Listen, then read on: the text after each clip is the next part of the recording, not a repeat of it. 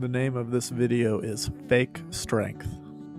Clint Eastwood was a popular actor in the 1970s.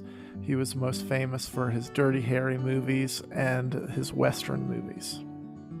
Paul Newman was another famous actor in the 1970s, probably most well known for Butch Cassidy and the Sundance Kid.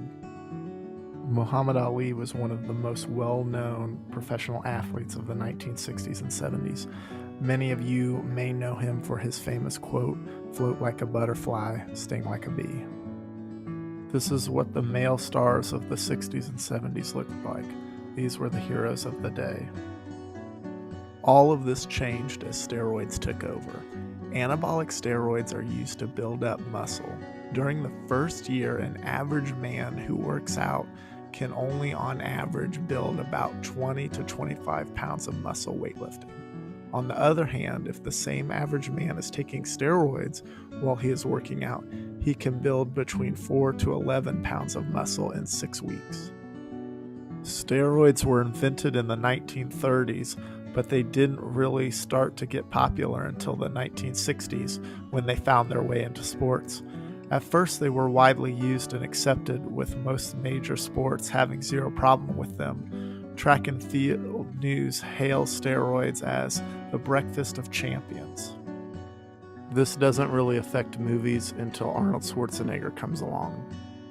Arnold Schwarzenegger was born July 30th, 1947 in Thai, Austria.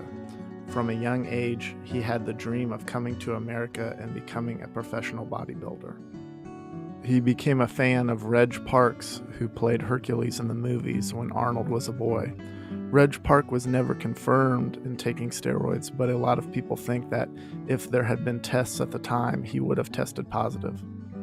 Arnold Schwarzenegger won the Mr. Universe title at the age of 20, which would grant him his wish of coming to America. Arnold Schwarzenegger came to America in September 1968 at the age of 21. He spoke very little English, but he did everything he could to learn English and get better at bodybuilding. One of the things he did to get better at bodybuilding was steroids. It was 1996, Arnold Schwarzenegger said in an interview, he had no regrets about steroid use. It was what I had to do to compete. This was the idea that people had about steroids then. They were just something used to compete. In the 80s, everything changed when it came to the looks of men in the movies. Dirty Harry became Conan the Barbarian, and guys like Paul Newman turned into Rambo. Steroids were definitely taking effect in the movies. In September 24th, 1988, Ben Johnson won the gold medal for Canada and set the world record for men's 100-meter.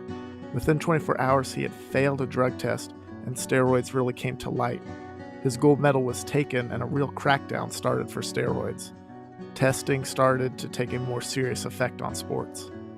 In 2003, Barry Bonds was found to have used steroids for most of his career. Mark McGwire, too, was found to have used steroids for most of his career. Steroids were also found to be very dangerous. Chris Benoit, famous pro wrestler, murdered his family and then killed himself in what was later described as roid rage. Roid rage is a condition in which people tend to act aggressively after taking unusual doses of anabolic steroids regularly.